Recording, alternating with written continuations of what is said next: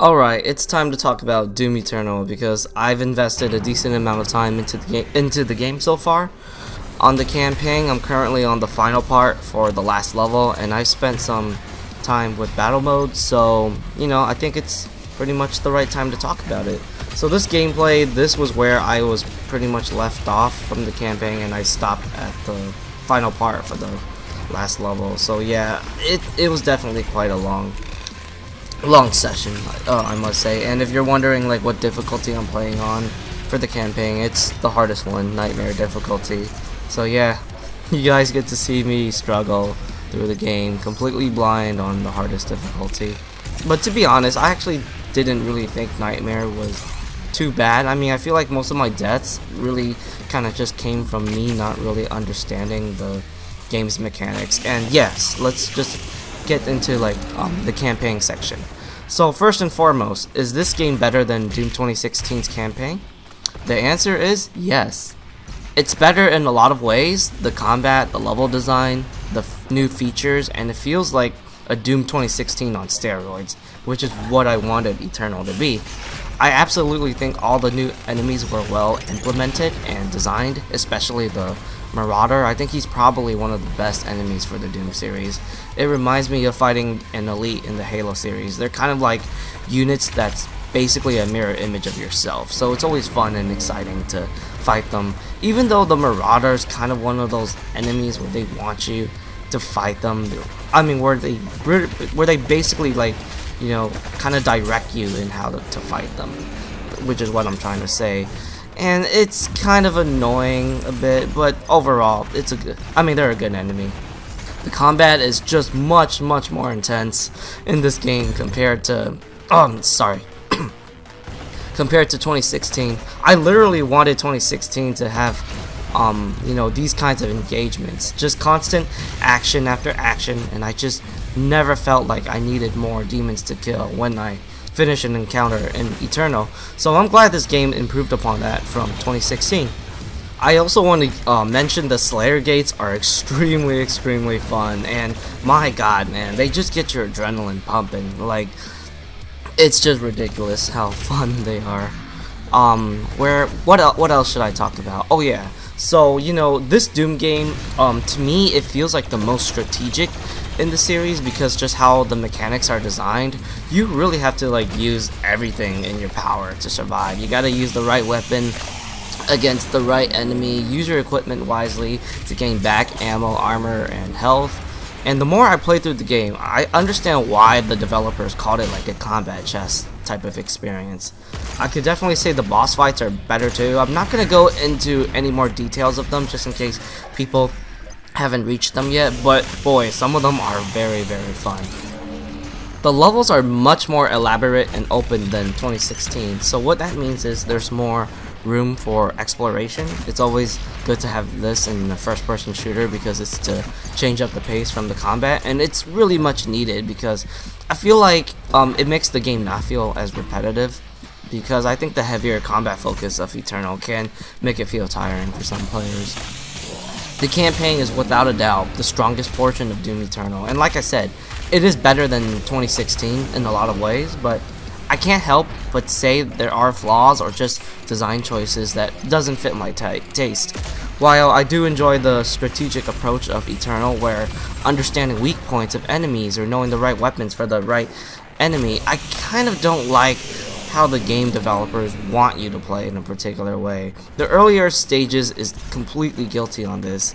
It's so important to get the weak spot of the Arachnotron or to kill the Cackle demons quickly with a grenade, because Cackles are so much deadlier than they were before. It does limit the fun for me in a way like this.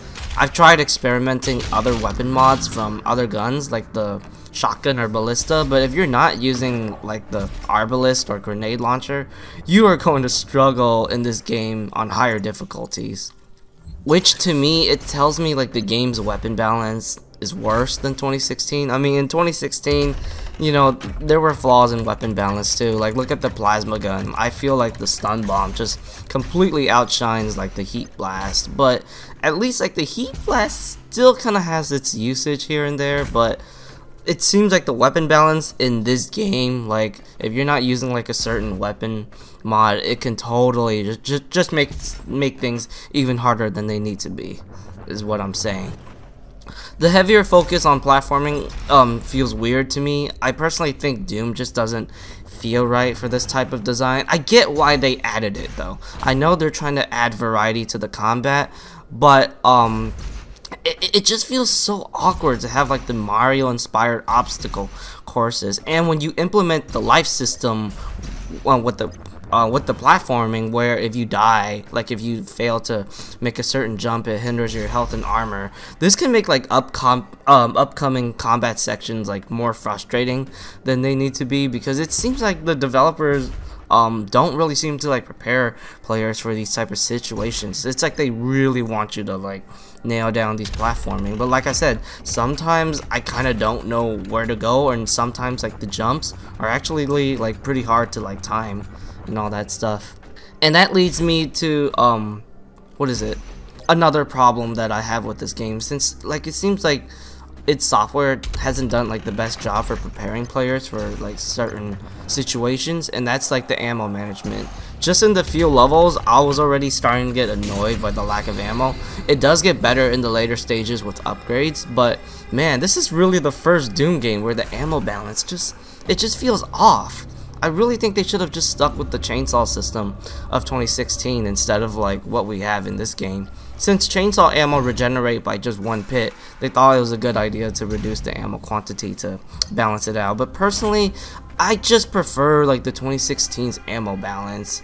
Matter of fact, I much prefer like how the weapons feel in 2016 overall, because I think like a lot of the weapons in Eternal, like they're fun to use, don't get me wrong, but I don't know, it could be me, but to me like most of like the weapons feel weaker, like probably like 80 to 90% of the weapons, and especially the ballista, you know, which is basically like a nerfed out Gauss cannon. Like what is it, I'm really far into my playthrough and I'm pretty much learning like the Arbalist is nowhere near as strong as like the precision bolt from 2016's Gauss cannon.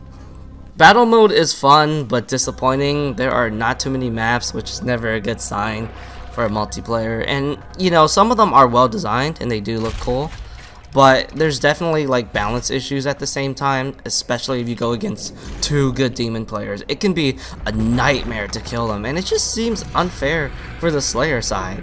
I do hope to see patches to balance things out, because stuff like the Archvile, where he can just cheese like the Slayer with his firewall ability and just spawn a bunch of enemies to prevent players from killing him, it can just make it pretty frustrating to play. When I play the Slayer, there's just so much more concentration I have to do compared to being a demon. When I'm demon, it just feels so much more relaxing and chill, and I feel like, you know, I could still play pretty well while having that mindset. But when I'm playing as the Slayer, I have to like go 100% super try hard mode if I can stand a chance against semi-decent demon players. I also did not like how if you were playing in a party with a friend, you guys are forced to play as a demon. You can't shuffle between the Slayer, which is lame, and to me, that limited the enjoyment factor of the multiplayer experience. It's a shame, because I can tell this Doom game is trying to be more social with all the unlockables you have, like the emblems, player cards, and trophies, but this mode seems like it's gonna die out in a couple of months, and it makes 2016's multiplayer look great in hindsight. Let's hope they add in deathmatch or horde mode in the future, because 2016's multiplayer was decent and it should have a, you know, proper successor. Overall, Doom Eternal is great. It's fun. It takes risks to enhance the Doom 2016 formula, and I think it nails it down most of the time. Unfortunately, it is a smaller game than what Doom 2016 currently is, so that does affect its quality as an overall package, but I do look forward to seeing post-launch updates, and I hope they'll be good, because this game is great for what it is. I wouldn't say Doom Eternal is a game that's going to prevent you from playing 2016, which is what the developers were saying before the game launched, but it is a proper successor to Doom 2016, and I loved how it pays tribute to my all-time favorite Doom game, Doom 2, by having a Hell on Earth theme and being more action-packed. Share me your guys' thoughts in the comments.